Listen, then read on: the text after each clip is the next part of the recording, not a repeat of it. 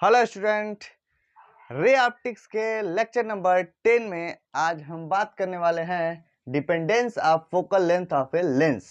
Means किसी भी lens का जो फोकल लेंथ है वो किन किन बातों पे डिपेंड करता है, इसके बारे में हम लोग डिस्कस करने वाले हैं और इस लेक्चर में 3 न्यूमेरिकल को सॉल्व भी किया जाएगा।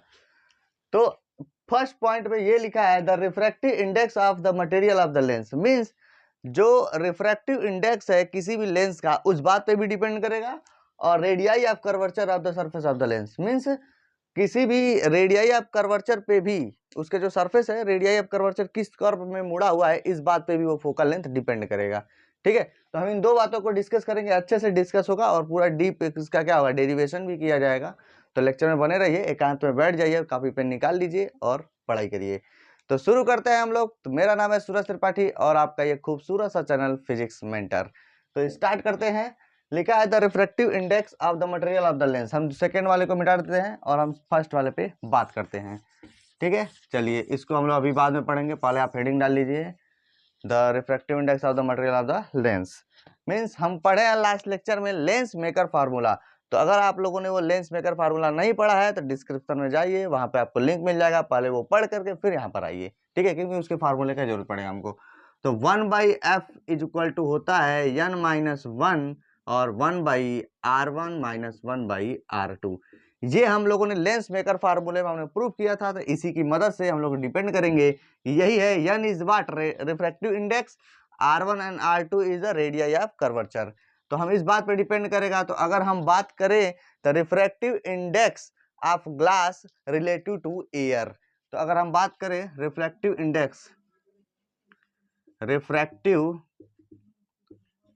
Index of glass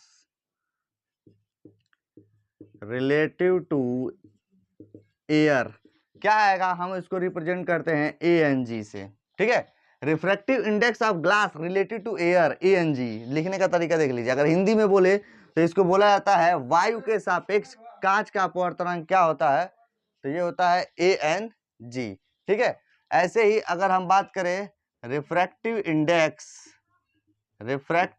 index of liquid relative to air, तो ये आ जाएगा ANL। Clear.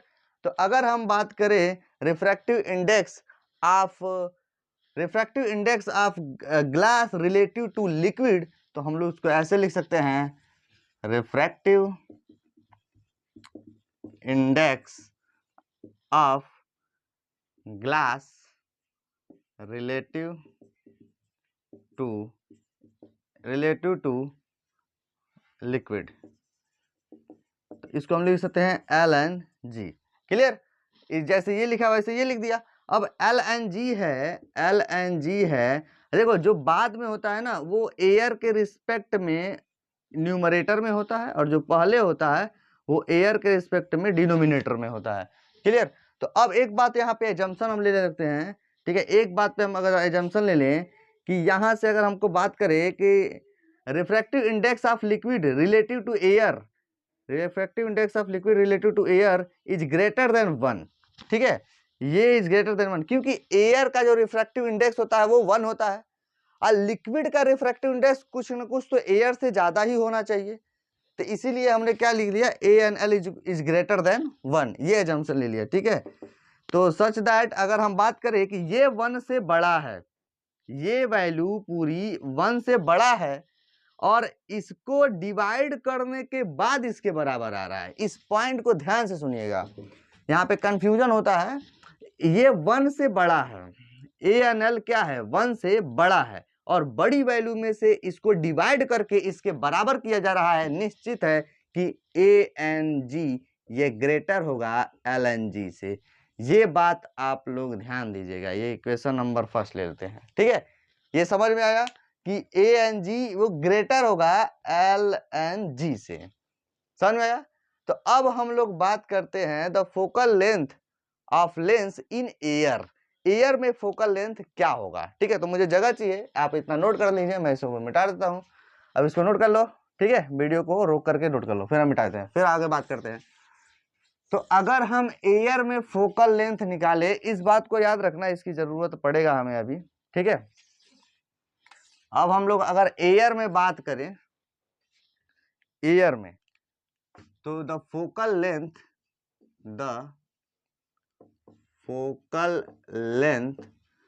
Of lens in air में तो 1/FA इज इक्वल टू, ठीक है, 1/FA इज इक्वल टू क्या हो जाएगा, ANG-1 और 1/R1 माइनस 1/R2, ये आ जाएगा। क्लियर? एयर में क्या आ जाएगा, यही तो आएगा। अब हम बात करें कि फोकल लेंथ ऑफ लेंस क्या, व्हाट, इन लिक्विड, लिक्विड में बात कर लें, the focal length of lens in liquid. हम लोग को दिखाना यही है कि अगर एयर में है कोई लेंस और वापस उसी लेंस को हम किसी लिक्विड में डाल दे तो फोकल लेंथ पर क्या इफेक्ट पड़ेगा, वही हम निकालने की कोशिश कर रहे हैं, ठीक है। तो अगर हम लिक्विड में डाल दे तो कितना आएगा, 1/FL is equal to LNG-1 1/R1 minus 1/R2, ये equation number 2 and equation number 3, ठीक है। तो डिवाइडिंग इक्वेशन 2/3, समीकरण क्या है, डिवाइडिंग इक्वेशन 2/3, 3 से डिवाइड कर दिया जाए, यानी कि 1/FA और 1/FL कितना आएगा, ANG-1 1/R1 माइनस 1/R2, और ये भी डिवाइड करना पड़ेगा, तो हो जाएगा LNG-1 और 1/R1 माइनस 1/R2। क्लियर? तो हमको पता है ये तो कैंसिल आउट हो गया, बचा कितना, बचा है ANG-1 LNG-1, राइट। अब यहाँ पे हम लोग को सोचने वाली बात है, ठीक है, इसको हम मिटा दें और ये पॉइंट हम लोग कहीं लिख सकते हैं, यहाँ पे इसकी जरूरत पड़ेगा, ANG इज ग्रेटर देन है LNG का, ठीक है, यही इक्वेशन नंबर फर्स्ट था, हम इसको मिटा देते हैं।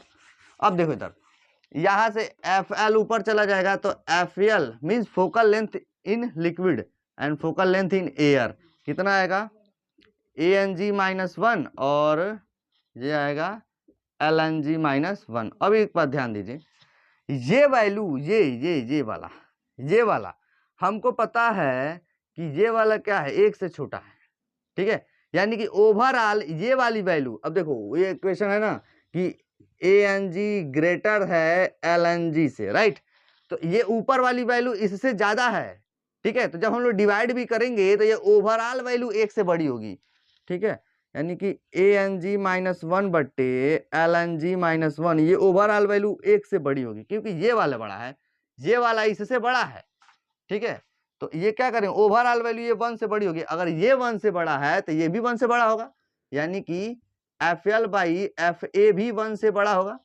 और अगर हम इसका मल्टीप्लाई इसमें कर दें तो क्या आएगा, FL is greater then FA, ठीक है, यानी कि लिक्विड में अगर उस लेंस को डाल दिया जाएगा तो उसकी फोकस दूरी बढ़ जाएगी, लेकिन उसके नेचर पर कोई इफेक्ट नहीं पड़ेगा, यानी कि वो कॉन्वेक्स है तो कॉन्वेक्स ही रहेगा, कॉनकेव है तो कॉनकेव ही रहेगा, लेकिन फोकल लेंथ उसकी इंक्रीज हो जाएगी। समझ में आया? तो ये पहले पॉइंट में हम लोगों ने देख लिया कि ये फोकल लेंथ कैसे डिपेंड करता है रिफ्रैक्टिव इंडेक्स पे।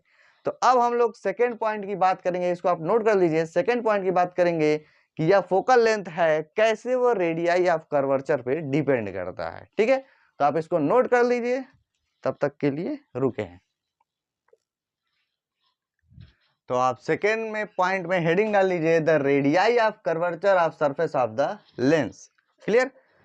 अगर ये तो डिपेंड करता है, ये तो ये भी दो पार्ट में बटेगा कि जब बाई कॉन्वेक्स रहेगा और जब बाई कॉनकेव रहेगा, ठीक है, तब हम बात करते हैं। तो पहले पॉइंट में हम लोग हेडिंग डाल देते हैं इसका, ए पॉइंट में कि for by convex lens, by convex lens के लिए, ठीक है, तो बाई कॉन्वेक्स लेंस के लिए हमको पता है बाई कॉन्वेक्स लेंस ऐसे ही बनता है, और हम लोगों ने जब हम लोग लेंस मेकर फार्मूला पढ़े थे तो इसमें हम लोग बताया था कि फर्स्ट वाला जो होता है R1 होता है वो होता है पॉजिटिव, ठीक है, और सेकेंड R2 जो होता है वो होता है नेगेटिव।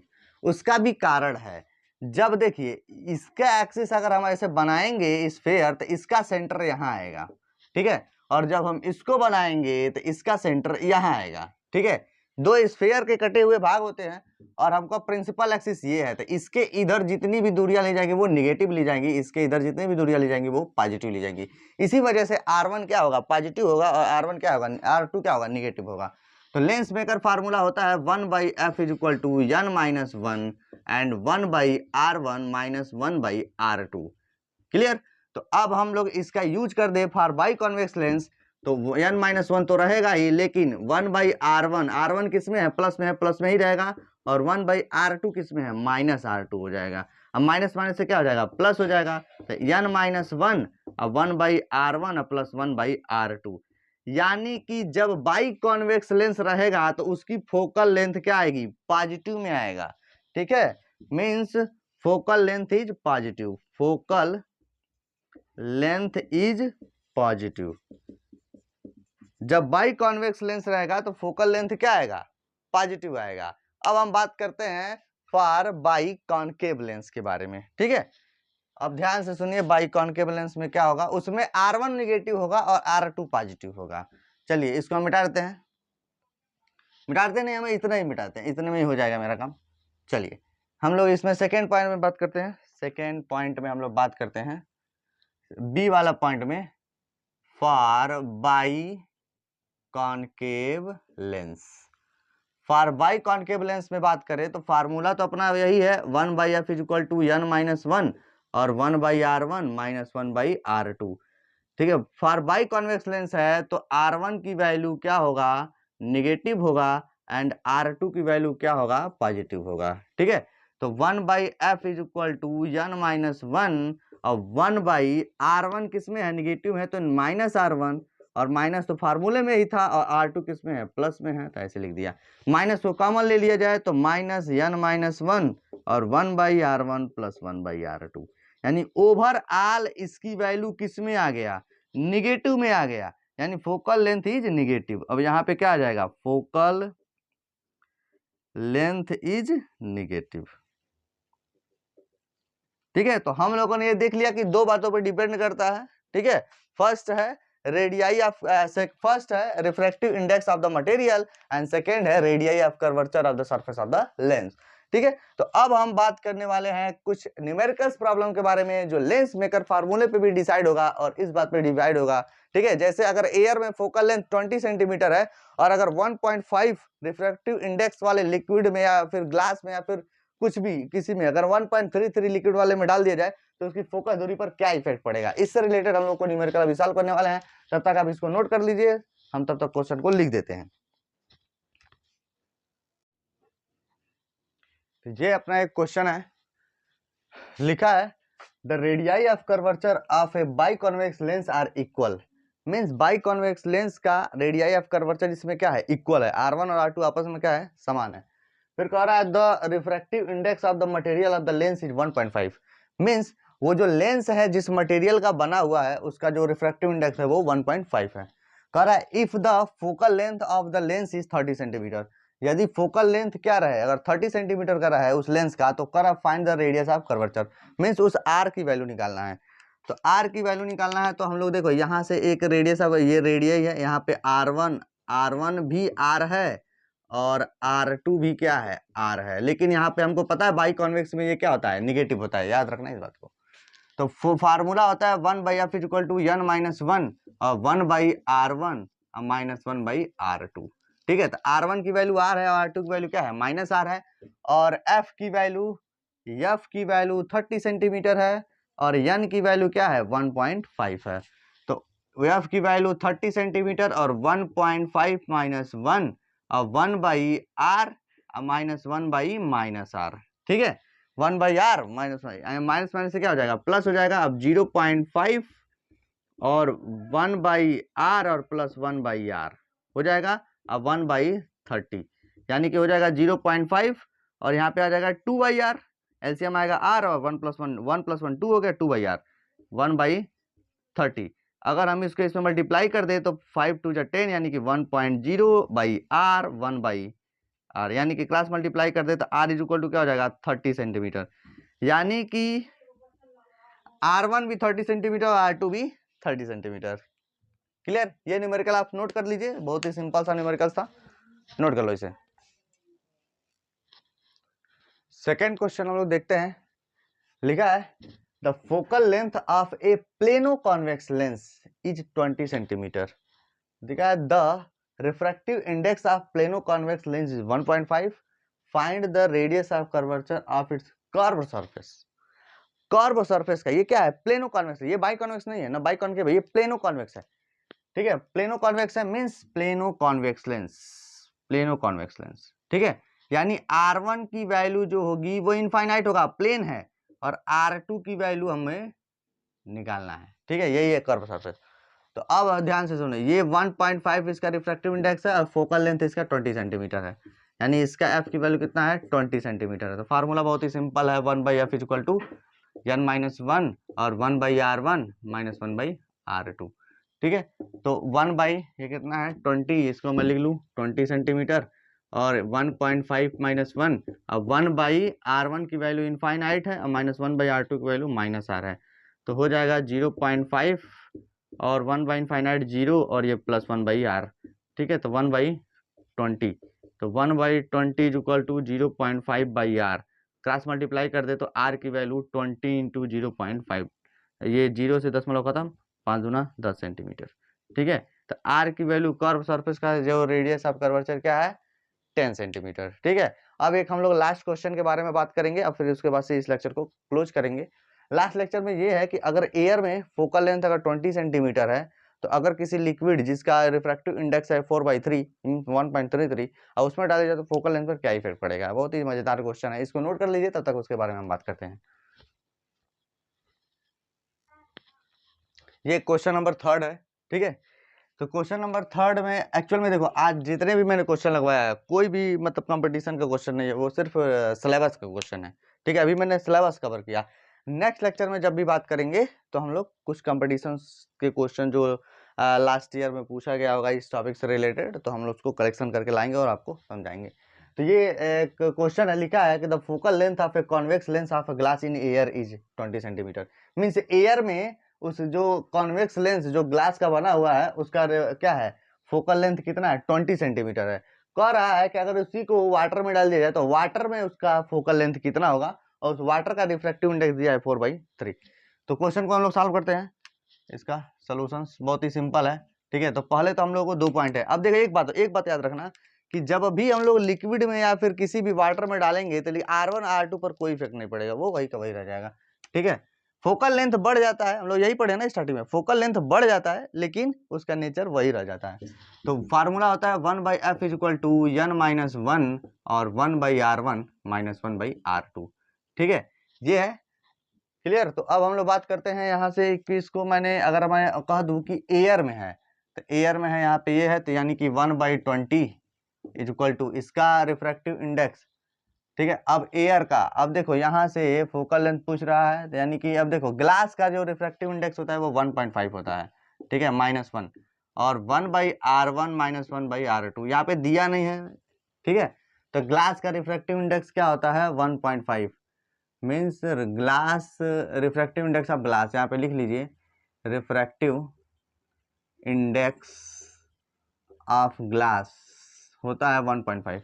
तो हम लोग ये इक्वेशन नंबर हम लोग फर्स्ट ले लें। अब हम लोग कहते हैं उस लिक्विड में यानी कि उस वाटर में डाला गया ना, कह रहा है वाटर में डाला गया था, यानी कि FW, यानी कि वाटर का रिफ्रैक्टिव इंडेक्स। अब देखो वाटर में डाला जाएगा, एक बात ध्यान देना, वाटर में डाला जाएगा तो अगर लिक्विड में डाला जाता है कि तो हम लोग क्या कहते हैं LNG यानी कि WNG का अगर मान निकाले तो हो जाएगा ANG/ANW। ठीक है, तो ANG का मान है 1.5 और ANW का मान कितना है, वाटर का रिफ्रैक्टिव इंडेक्स दिया है 4/3 यानी 4/3, यानी कि 3 ऊपर जाएगा, यानी कि 1.4 इंटू 3 यानी 4, यानी कि 15×3=45 यानी 4.5/4। ठीक है, तो ये अपना है WNG, तो WNG ही नहीं होगा यहाँ पे, WNG-1 और 1/r1 माइनस 1/r2।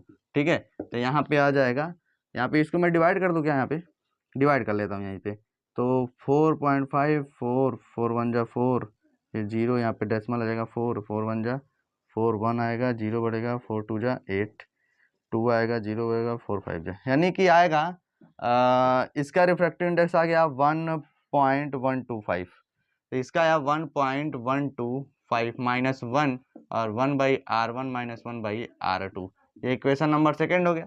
अब हम लोग डिवाइड कर दें, तो डिवाइड कर देंगे तो इसका मान निकल जाएगा। तो हम लोग क्या कर देंगे, समीकरण एक भाग दो, यानी dividing equation first by second, we get क्या मिलने वाला है देख लेते हैं।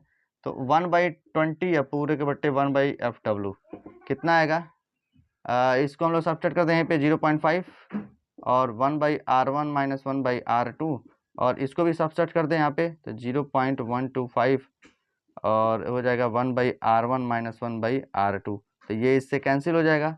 ठीक है, बचेगा क्या, उतना देख लेते हैं, हम इसको मिटा देते हैं, इसको हम मिटा देते हैं। चलिए हम इसको मिटा देते हैं, चलिए इसको देखते हैं हम, ये FW ऊपर चला जाएगा, तो FW अपॉन 20, और ये कितना आएगा 0.5 बाई 0.125, तो इसका इसमें मल्टीप्लाई कर दे तो 0.5 इंटू 20 बाई 0.125, तो डेसिमल से ये ख़त्म और 5 दूना था, यानी 10/125 0.125, ये क्या आया FW। अब इसको आप डिवाइड कर लीजिएगा, ठीक है, अब इसको आप डिवाइड कर लेंगे तो जो भी आंसर आएगा वही हमारा आंसर हो जाएगा। ठीक है, आप डिवाइड कर लेना, अब जितना आएगा आई डोंट नो कितना आना चाहिए, चलो हम लोग देख लेते हैं, 1000 10,000/125। अब आप यहाँ से आप डिवाइड कर लेना, ठीक है, आप छोड़ो यार इसे, ठीक है, आप डिवाइड कर लेना, जो भी आएगा वो आंसर हो जाएगा। ठीक है, तो आज हम लोगों का ये लेक्चर है काफ़ी छोटा था, ठीक है, जिसमें हम लोग एक टॉपिक पढ़ा और 3 न्यूमेरिकल को सॉल्व किया। अब हम लोग नेक्स्ट लेक्चर में बात करने वाले हैं लेंस के इमेज फॉर्मेशन के बारे में, क्योंकि लेंस कैसे एक बेसिक होता है जो 10th लेवल तक का होता है, 12th में भी है, ठीक है, तो उसके इमेज फॉर्मेशन के बारे में बात करेंगे, फिर इसके क्या है लीनियर मैग्निफिकेशन के बारे में बात करेंगे, फिर उससे रिलेटेड फिर डबल कॉन्वेक्स लेंस को अगर हम लोग ऐड कर दें तो उसका फोकल लेंथ क्या आने वाला है, फिर पावर ऑफ लेंस के बारे में बात करेंगे, फिर अच्छे से न्यूमेरिकल, फिर ये चैप्टर खत्म हो जाएगा। ठीक है, उसके बाद हम लोग क्या पढ़ेंगे, प्रिज्म के बारे में पढ़ेंगे।